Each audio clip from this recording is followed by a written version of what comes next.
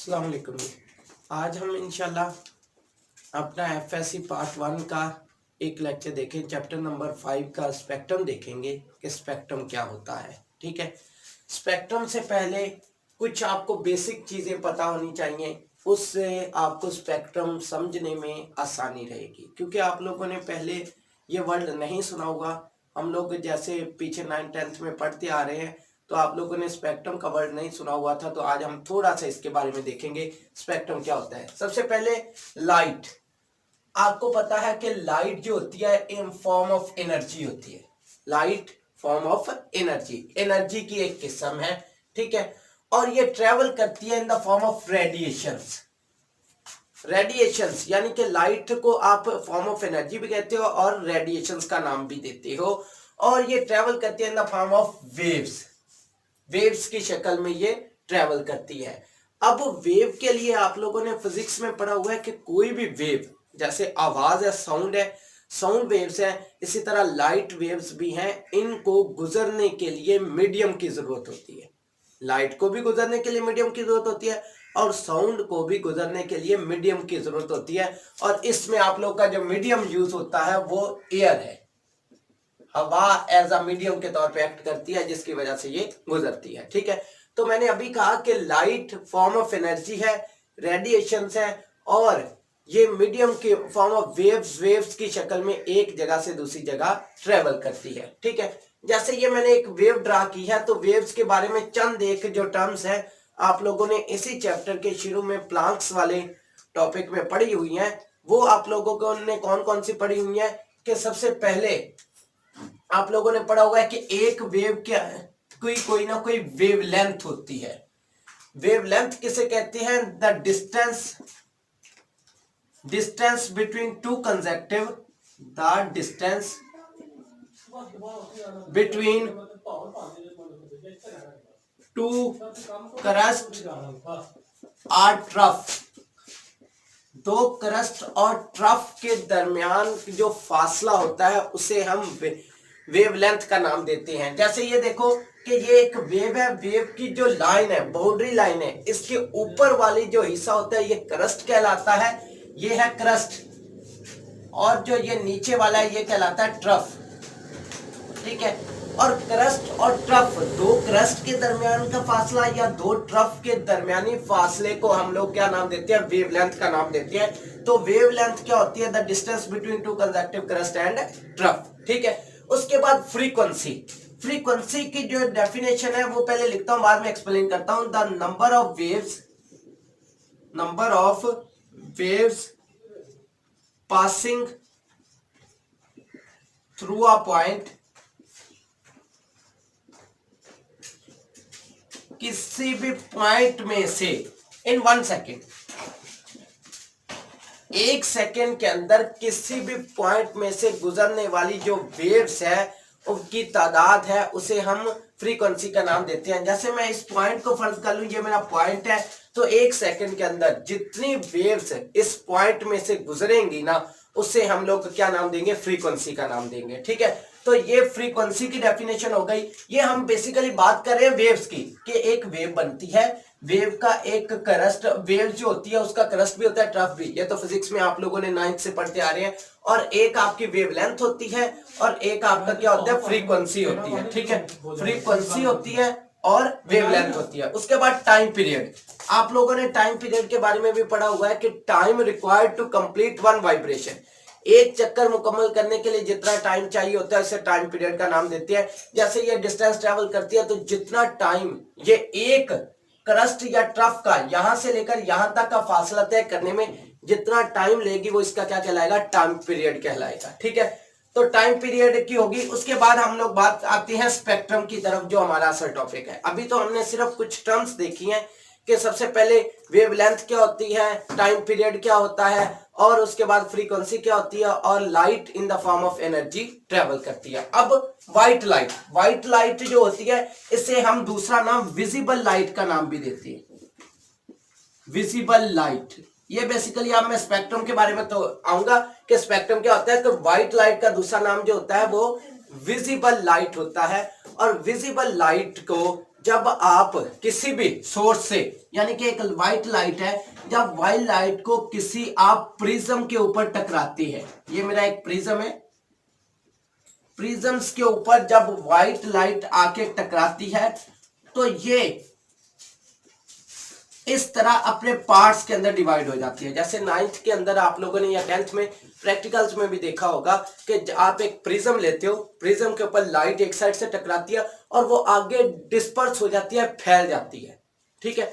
तो एक light, white light ली और व्हाइट लाइट को जब आपने प्रिज्म के ऊपर टकराया तो वो कुछ ना कुछ पॉइंट्स के अंदर क्या हो गई, डाइवर्ज हो गई, फैल गई, ठीक है, यानी कि रिफ्लेक्शन होगी। रिफ्लेक्शन का मतलब टकरा के अपने कंस्टिट्यूएंट्स में फैल जाना, ठीक है। अब फैलने के बाद आपके पास रेडिएशंस कुछ ना कुछ बैंड भी होंगी, बेंडिंग होगी, यानी कि जब प्रिज्म में से टकरा के डिस्पर्स हो गई तो डिस्पर्स होने वाली जो है वो उनमें से कुछ बेंड हो जाए या कुछ किस फॉर्म में चली जाए, हमें उससे गर्ज नहीं होती। तो हमारे पास हर एक, ये जो एक व्हाइट लाइट तो पीछे से एक आई, ये प्रिज्म से टकराई, टकराने के बाद जब ये डिस्पर्स हो गई तो डिस्पर्स होने वाली जो अलग अलग कंस्टिट्यूएंट्स है, जो उसके पार्टिकल्स हैं, वो हर एक की अपनी एक वेवलेंथ होती है, ठीक है। एक खास वेवलेंथ वाली रेडिएशन उसमें से निकलती है। डिस्पर्स हुई, डिस्पर्स होने के बाद 7 कलर्स के अंदर ये डिवाइड होती है, तो सातों कलर्स एक खास वेवलेंथ रखते हैं, ठीक है। हर एक कलर अपनी एक खास वेवलेंथ रखता है। तो जब ये रिफ्लेक्शन हुई तो इसमें वेवलेंथ, यानी कि जिन रेडिएशंस की जो प्रिज्म में से निकली, जिन रेडिएशंस की लेसर वेवलेंथ होगी, वेवलेंथ की मैंने डेफिनेशन बताई है, द डिस्टेंस बिटवीन, यानी कि ये इनका दरमियानी फासला जितना कम होगा उतनी ये ज्यादा बेंड होंगी, मोर बेंडिंग। मोर बेंडिंग का मतलब ये होता है कि वो ज्यादा फासले पर बेंड होंगी, ठीक है। जितनी वेवलेंथ कम होगी उतना वो दूर जाके बेंड होंगी। जैसे आप किस चीज को फेंकते हैं, हल्के पत्थर को एक फेंकते हैं और एक भारी पत्थर को फेंकते हैं, तो भारी पत्थर आपके पास ही गिर जाएगा, लेकिन हल्का पत्थर थोड़े से फासले पे जाके गिरेगा। बिल्कुल सेम कि जिसकी वेवलेंथ कम होगी उसकी बेंडिंग ज्यादा होगी, वो ज्यादा फासले पे जाके रेडिएशन बेंड होगी, और जिसकी वेवलेंथ ज्यादा होगी वो आपके पास लेस बेंडिंग, वो उतनी ज्यादा बेंड नहीं होंगी। तो अभी मैंने कहा कि white light, when white light strike with the prism, they show reflection या दे डिवाइडेड, वो तकसीम हो जाती है, मुख्तलिफ कंस्टिट्यूएंट्स में गुजर जाती है और वो बेंड होती है। जो हर एक लाइट की अपनी एक वेवलेंथ होती है, जो निकलने वाले 7 कलर की लाइट है उसकी अपनी एक वेवलेंथ है। जिसकी वेवलेंथ ज्यादा होती है वो कम फासले पे जाके गिरती है और जिनकी वेवलेंथ कम होती है वो ज्यादा फासले पे जाके गिरती है, ठीक है। अब लॉन्गर वेवलेंथ जो होती है वो लेस बेंडिंग होगी, लेसर वेवलेंथ जो होती है वो मोर बेंडिंग होगी। Other radiations are also present, इसका मतलब ये नहीं कि सिर्फ व्हाइट लाइट ही प्रेजेंट होती है इस अर्थ के ऊपर, सिर्फ व्हाइट लाइट, या दूसरा नाम उसको विजिबल लाइट का नाम देते हैं। तो इसका मतलब ये नहीं कि सिर्फ only visible region is present, सिर्फ विजिबल रीजन ही मौजूद है। लाइट जो होती है वो सिर्फ विजिबल रीजन में नहीं पाई जाती, इसके अलावा 7 और रीजन्स भी होते हैं, ठीक है। लेकिन विजिबल रीजन जो होता है इसकी वेवलेंथ होती है 380 नैनोमीटर से लेकर 750 नैनोमीटर तक। 380 नैनोमीटर 10 की पावर -9 होता है, ठीक है। तो 10 की पावर -9, ये तो इसका आ गया 380 से लेकर 400 750 नैनोमीटर। अगर कोई रेडिएशन या कोई लाइट इस वेवलेंथ की रेंज में आ जाती है तो वो हमें नजर आ जाती है। जैसे सूरज की लाइट हमारे पास आ रही है, इलेक्ट्रिसिटी से जो बल्ब चल रहे हैं उनकी लाइट हमारे पास आ रही है, तो इन सब के सब की जो वेवलेंथ होती है वो वेवलेंथ रेंज होती है 380 से लेकर 750 तक होती है। इसके अलावा बाकी 7 और रीजन्स भी पाए जाती हैं, जिसमें आप लोग के पास आ जाता है अल्ट्रावायलेट आ जाता है, अल्ट्रावायलेट रीजन आ जाता है, इंफ्रारेड रीजन आ जाता है, रेडियो वेव आ जाता है, ठीक है। रेडियो वेव, ये मुख्तलिफ तरह के और भी होते हैं, ये सारे के सारे हमें नजर नहीं आते, ठीक है। ये भी रेडिएशंस होती हैं, ये भी in the form of wave travel करती है, वेव्स की शक्ल में ट्रेवल करती है, लेकिन इनकी वेवलेंथ या तो इस रीजन से, इस मिकदार से ज्यादा है या इससे कम है। इस बुनियाद पे हमें वो नजर नहीं आती, हमें सिर्फ और सिर्फ विजिबल रीजन नजर आता है। और विजिबल रीजन ये पूरी दुनिया के अंदर आपको जो विजिबल जो चीजें नजर आ रही है, जैसे ना तो हमें एक्सरेज कभी नजर आई, इसके अलावा ना आप लोग को टीवी का रिमोट जब आप चलाते हो तो ऐसे रिमोट से जब आप बटन दबाते हो, कमांड देते हो, तो आगे चैनल चेंज हो जाता है खुद ब खुद ही। अब टीवी का जो चैनल चेंज होता है वो आप लोगों ने दबाया, अब उसमें से वेव्स निकली हैं, और खास किस्म की जो टीवी की स्क्रीन है या जो टीवी है उसके अंदर एक लगा हुआ है रडार सिस्टम या सिस्टम लगा हुआ है जो उन वेव्स को कैप्चर करके आपकी कमांड को टीवी को देता है, जिसकी वजह से चैनल चेंज हो जाता है। अब इसका मतलब ये है कि वो भी in the form of wave काम कर रहा है, लेकिन वो वेव हमें नजर नहीं आती। क्यों नजर नहीं आती? क्योंकि उसकी रेंज 380 से लेकर 750 की वेवलेंथ में नहीं है, वो इसकी रेंज इससे ज्यादा होती है।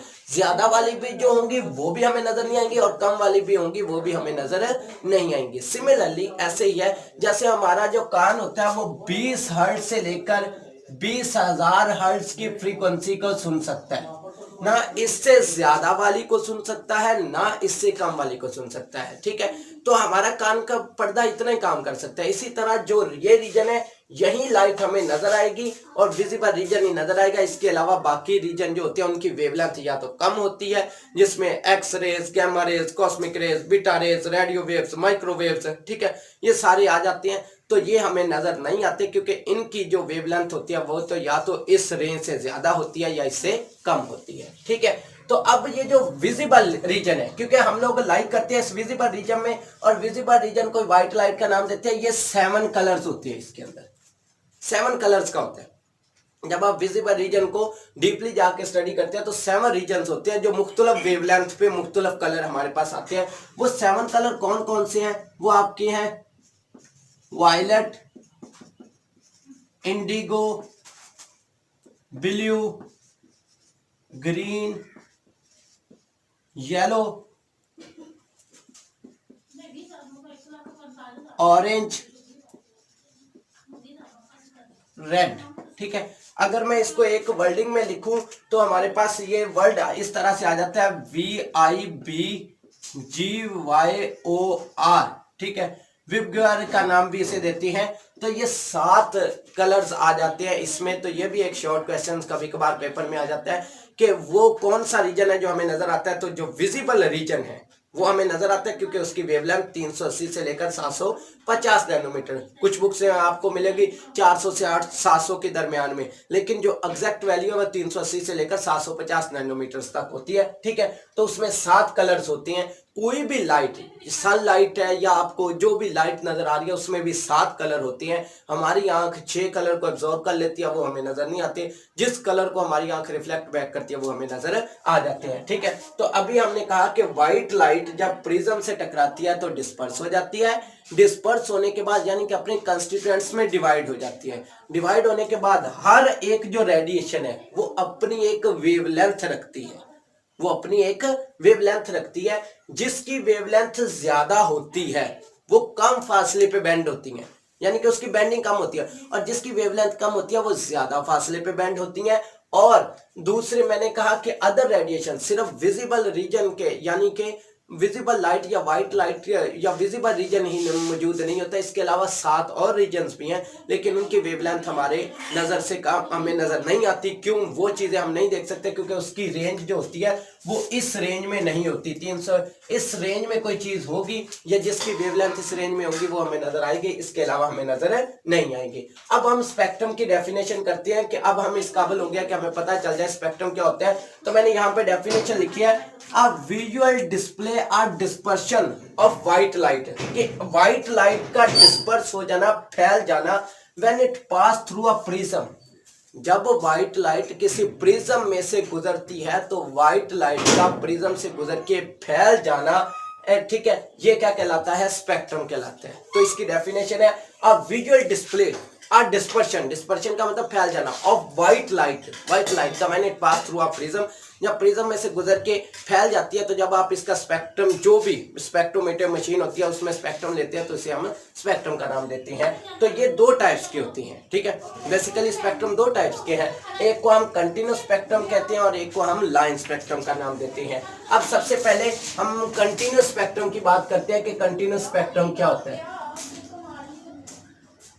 कंटिन्यूस, वेट जरा,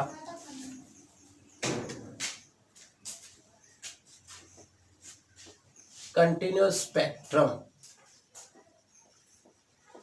कंटिन्यूस स्पेक्ट्रम का मतलब ये होता है कि वो स्पेक्ट्रम, कंटिन्यूस स्पेक्ट्रम, जिसमें आप किसी भी चीज का जब आप स्पेक्ट्रम लेते हो तो उनमें boundary line can not be marked, कि आप बाउंड्री लाइन को मार्क नहीं कर सकते।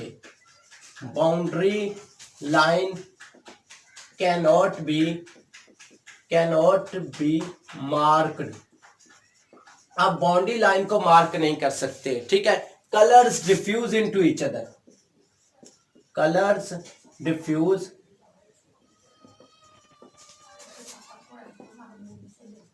इनटू ईच अदर, यानी कि बाउंड्री लाइन जो होती है उसको कंटिन्यूस स्पेक्ट्रम के अंदर आप बाउंड्री लाइन को मार्क नहीं कर सकते। यानी कि किसी चीज का जब आप स्पेक्ट्रम ले तो स्पेक्ट्रम में मैंने कहा आपको वो आता है विजिबल रीजन में, और विजिबल रीजन में 7 रंग होते हैं, ठीक है। 7 रंगों का जब आपके पास स्पेक्ट्रम आएगा ना, फॉर एग्जाम्पल आपके पास इस तरीके से जब उसका स्पेक्ट्रम आएगा तो स्पेक्ट्रम में 7 रंग जार हो रहे होंगे, लेकिन आप उन 7 रंग के दरमियान आप फर्क नहीं कर सकते, वो सारे कलर एक दूसरे में डिफ्यूज हो जाते हैं। इसे हम कंटिन्यूस स्पेक्ट्रम का नाम देते हैं, ठीक है। कंटिन्यूस स्पेक्ट्रम की जो बेस्ट एग्जांपल है वो आपकी है रेनबो।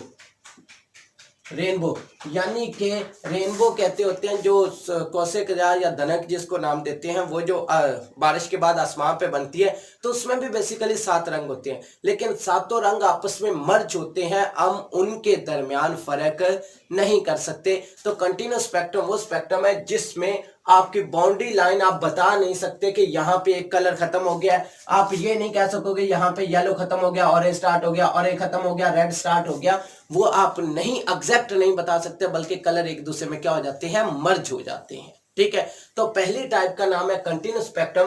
कंटिन्यूस स्पेक्ट्रम, जब आप किसी चीज का स्पेक्ट्रम लेते हो तो बाउंड्री लाइन को आप मार्क नहीं कर सकते, कलर एक दूसरे में डिफ्यूज हो जाते हैं, और इसकी जो बेस्ट एग्जांपल है वो कौन सी है, रेनबो है, ठीक है। उसके बाद दूसरा है लाइन स्पेक्ट्रम। ये एक बात बताता चलो इससे रिलेटेड, कंटिन्यूस स्पेक्ट्रम जब आप लेते हो ना तो बल्क क्वांटिटी में, बल्क क्वांटिटी, ये एक बहुत इंपॉर्टेंट एमसीक्यूज भी समझ ले। बल्क क्वांटिटी का मतलब ये, कंटिन्यूस स्पेक्ट्रम जब आप किसी चीज को लोगे वो ज्यादा मिकदार में मौजूद होगी। जैसे आप कोई भी एलिमेंट का लेते हो लेकिन ज्यादा मिकदार में, जब आप कोई एलिमेंट ले लो, सोडियम ही ले लो, सोडियम का आप स्पेक्ट्रम ले लो, लेकिन अकेला नहीं ले रहे बल्कि सोडियम क्लोराइड का ले रहे हो, ठीक है। इन दोनों को मिला के जब आप स्पेक्ट्रम लोगे तो क्या एक ही क्वांटिटी है, नहीं, एक से ज्यादा मिकदार में जब आपके पास एलिमेंट्स हैं तो उनका जब आप स्पेक्ट्रम लोगे तो वो आपके पास कंटिन्यूस स्पेक्ट्रम आएगा, आप बाउंड्री लाइन को मार्क नहीं कर सकते, ठीक है। और दूसरी टाइप जो है वो है line spectrum. Line spectrum, line spectrum का दूसरा नाम एटॉमिक स्पेक्ट्रम भी इसे कहते हैं, एटॉमिक स्पेक्ट्रम। एटॉमिक स्पेक्ट्रम जब हम किसी एटम का स्पेक्ट्रम लेते हैं, मतलब एक एलिमेंट है, जिस भी एलिमेंट का आपने स्पेक्ट्रम लेना है, जिस मर्जी एलिमेंट का आपने लेना है, सबसे पहले उसको वोलाटाइलाइज किया जाता है, वोलाटाइज्ड का मतलब होता है सबसे पहले उसको गैस फॉर्म के अंदर कन्वर्ट कर लिया जाता है, जब उसमें से रेडिएशंस गुजारी जाती है या हीट करके उसको वोलाटाइलाइज किया जाता है। वोलाटाइलाइज करने के बाद उसमें से कुछ रेडिएशंस खारिज होती हैं, रेडिएशंस, जब आप उन रेडिएशंस का स्पेक्ट्रम लेते हो, ठीक है, तो वो आपके पास आ जाता है लाइन स्पेक्ट्रम, ठीक है। लाइन स्पेक्ट्रम में आप बाउंड्री लाइन को बता सकते हो, आपको पता चल जाता है कि किसके कितनी लाइनें मतलब आ रही हैं, ये कलर कहां पे खत्म हो रहा है, दूसरा कहां पे लाइक कर रहा है, तो इसमें आप लोग बाउंड्री लाइन को बता सकते हो। लेकिन इस केस में जो स्पेक्ट्रम आता है वो आपके पास जो होता है उसमें वाज़ेह होता है कि यहाँ पे इस रेडिएशंस की इतनी वेवलेंथ वाला ये स्पेक्ट्रम है, इतनी वेवलेंथ वाला दूसरा, इस इतनी वाला तीसरा है। जैसे फॉर एग्जांपल मैं दोबारा रिपीट करता हूँ, फिर इस बात की तरफ आता हूँ। लाइन स्पेक्ट्रम या एटॉमिक स्पेक्ट्रम इसको नाम देते हैं कि सबसे पहले आप किसी भी एलिमेंट का, एटॉमिक का मतलब होता है एटम का, किसी एटम का, एक एलिमेंट का, यहाँ पे मैंने कहा बल्क क्वांटिटी में जब आप लोगे तो वो कंटिन्यूस स्पेक्ट्रम, लेकिन अगर आप एक एलिमेंट का लेते हो स्पेक्ट्रम तो एक एलिमेंट का जो लोगे वो लाइन स्पेक्ट्रम है। तो लाइन स्पेक्ट्रम में आप क्या कर सकते हो, boundary line can be marked, क्या आप बाउंड्री लाइन को मार्क कर सकते हो, बाउंड्री लाइन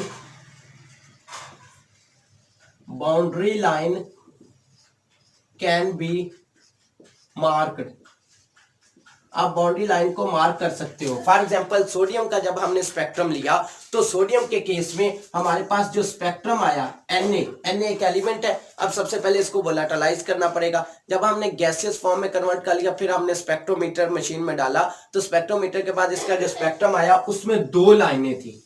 ये एक स्पेक्ट्रम है, उसके अंदर सिर्फ 2 लाइनें हमारे पास हासिल हुई। इसका मतलब ये था कि हमारे पास लॉन्गर वेवलेंथ वाला स्पेक्ट्रम आया है, वेवलेंथ की रेंज जो है वो ज्यादा है। देखो ना, इतना फासला है तो वेवलेंथ रेंज ज्यादा ही होगी, कम तो हो नहीं सकती, क्योंकि हमारे पास स्पेक्ट्रम जो होता है वो पूरे 7 रीजन्स के अंदर होते हैं। तो 7 रीजन में इसकी जो वेवलेंथ थी, इसकी 2 लाइनें आई, तो इसका मतलब ये है कि ये इनकी वेवलेंथ ज्यादा वेवलेंथ वाला आया है, ठीक है। और जब हमने इसी तरह हाइड्रोजन का स्पेक्ट्रम लिया, लेकिन वो क्या हुआ था, वो आपके पास जो छोटे छोटे डिफरेंट कलर्स आ गए, लेकिन उन सब की, यानी कि सोडियम का स्पेक्ट्रम लिया तो वो 2 लाइंस के अंदर डाइवर्ज हो गया, 2 लाइनों के अंदर डिवाइड हो गया। लेकिन जब हमने हाइड्रोजन का स्पेक्ट्रम लिया तो continuous line, very sharp line या बहुत ज्यादा लाइन हमारे पास आ गई। जब बहुत ज्यादा लाइन आ गई, लेकिन उनकी वेवलेंथ सेम नहीं थी, वेवलेंथ रेंज सेम नहीं है। जैसे देखो, इन 2 के दरमियान फासला देखो बहुत कम है, तो वेवलेंथ शॉर्ट है, ठीक है। इनमें फासला ज्यादा तो वेवलेंथ लॉन्ग होगी, तो कुछ शॉर्ट वेवलेंथ वाला था, कुछ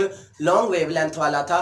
तो हाइड्रोजन के केस में हमारा जो स्पेक्ट्रम था वो बहुत आगे तक मतलब कंटिन्यू हुआ था। हाइड्रोजन के केस में बहुत ज्यादा लाइनें आई और सोडियम के केस में बहुत कम लाइनें आई। अब ये सारी की सारी जो डिस्कशन का मकसद क्या था, स्पेक्ट्रम को हम पढ़ना क्यों चाहते हैं, अभी कुछ चीजें, चले एक बात रिपीट कर दूं, फिर आगे बात हम लोग इंशाल्लाह नेक्स्ट लेक्चर में करेंगे। अभी एक बात आपको बताता चलूं स्पेक्ट्रम के बारे में। अभी लाइन स्पेक्ट्रम की आगे फर्दर 2 टाइप्स होते हैं, एक को एमिशन और एक को अब्जॉर्प्शन स्पेक्ट्रम कहते हैं। अब इसका पढ़ने का मकसद क्या था, ठीक है, मकसद बाद में बताता हूं, पहले मैं थोड़ी सी बात रिपीट कर दूं, फिर हम लास्ट में मकसद बता के बात खत्म करते हैं। सबसे पहले लाइट फॉर्म ऑफ एनर्जी होती है और वेव्स की शक्ल में ट्रेवल करती है, और आपको जानते हैं कि वेव्स को किसी मीडियम की जरूरत होती है। जैसे एयर इसका मीडियम है, अब एयर की जरूरत होती है, तो उस एयर की जो वेव है, वेव की वेवलेंथ भी होती है, फ्रीक्वेंसी भी होती है, टाइम पीरियड भी होता है, वेव नंबर भी होता है, ठीक है। तो वो सारी हमने बात की, वेवलेंथ, फ्रीक्वेंसी और इसके बारे में बात कर ली। फिर हमने कहा जब व्हाइट लाइट को हम प्रिज्म के ऊपर टकराते हैं, प्रिज्म हमारे पास आपको लैब के अंदर इजीली अवेलेबल होता है, तो प्रिज्म के ऊपर जब लाइट टकराती है तो प्रिज्म क्या करता है, उस लाइट को डिस्पर्स कर देता है, ठीक है। तो हर रेडिएशन, जो निकलने वाली रेडिएशन है, उसकी एक खास वेवलेंथ होती है, उसकी एक खास एज इट्स ओन वेवलेंथ, हर एक की अपनी एक खास वेवलेंथ होती है, ठीक है। अब वेवलेंथ वाली जो रेडिएशन है, जिसकी लेसर वेवलेंथ होगी वो मोर बेंडिंग होगी, जिसकी ज्यादा वेवलेंथ होगी वो लेस बेंडिंग, यानी कि कम फासले पे जाके बेंड हो जाएंगे, ठीक है। मैंने कहा कि टोटल 7 रीजन्स है। व्हाइट लाइट जो होता है ये विजिबल रीजन में लाइट करती है, और विजिबल रीजन की जो रेंज होती है वो 380 से 750 होती है, जो हमें नजर आती है। बाकी 7 तरह के रीजन हमें नजर नहीं आते, जिसमें एक्स रेज है, गामा रेज है, कॉस्मिक रेज है, बीटा रेज है, उसके बाद माइक्रोवेव्स है, रेडियो वेव्स है, ठीक है, इंफ्रारेड है, अल्ट्रावायलेट, ये काफी रीजन्स लाइक करती हैं। ये हमें क्यों नजर आते हैं, क्योंकि जो वेवलेंथ है, हमारी आंख, जैसे आप लोग कान का पर्दा 20 से 20,000 हर्ट्ज की फ्रीक्वेंसी को सुन सकते हैं, इससे ज्यादा और कम को नहीं सुन सकते। इसी तरह हम भी इसी रेंज में चीज को देख सकते हैं, इसके अलावा हम देख नहीं सकते। जैसे टीवी से निकलने वाली रेडिएशन नहीं देखते, ठीक है। तो व्हाइट लाइट आती है, व्हाइट लाइट 7 कलर होते हैं, violet, indigo, blue, green, yellow, orange, red. तो फिर हमने डेफिनेशन की, विजुअल डिस्प्ले और dispersion of components of white light, कि जब व्हाइट लाइट टकराती है किसी प्रिज्म में से तो वो अपने कंस्टिट्यूएंट या पार्टिकल में फैल जाती है, जिसे हम स्पेक्ट्रम का नाम देते हैं। स्पेक्ट्रम की 2 टाइप है, एक कंटिन्यूस और एक लाइन, या दूसरा नाम उसका एटॉमिक स्पेक्ट्रम भी कहते हैं। कंटिन्यूस स्पेक्ट्रम में बाउंड्री लाइन मार्क नहीं कर सकते, एक एलिमेंट जो बल्क क्वांटिटी में है, ज्यादा मिकदार में है, जब आप उसका स्पेक्ट्रम लेते हो तो कंटिन्यूस स्पेक्ट्रम आता है, आप कलर को डिफरेंशिएट नहीं कर सकते।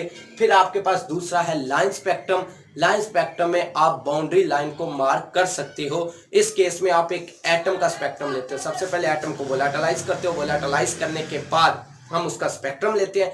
जब स्पेक्ट्रम सोडियम के केस में 2 लाइनें आती हैं, 2 लाइनों का मतलब है उनकी वेवलेंथ रेंज ज्यादा है, लेकिन हाइड्रोजन के केस में सेवरल लाइंस आ जाती है, उनकी वेवलेंथ क्या होती है, थोड़ी थोड़ी वेवलेंथ डिफरेंट होती है, किसी की कम किसी की ज्यादा होती है, ठीक है। और इसको पढ़ने का मकसद यह है कि हम इससे मदद लेके हम एटम के स्ट्रक्चर के बारे में, और हम ये देखेंगे कि एक इलेक्ट्रॉन किसी भी एटम के अंदर जो पाया जाने वाला इलेक्ट्रॉन है वो कहाँ पे मौजूद है, ठीक है। ये हम फर्दर आगे कंटिन्यू करते जाएंगे, इंशाल्लाह आपको ये क्लियर होती जाएगी कि इस बात को समझने का या करने का मकसद क्या था, ठीक है। तो इससे रिलेटेड कोई भी क्वेश्चंस हो तो वो आप मुझसे पूछ सकते हैं। आगे वाली जो 2 टाइप है वो हम फर्दर नेक्स्ट लेक्चर में डिस्कस करेंगे। तो आज के लिए इतना ही, अल्लाह हाफिज।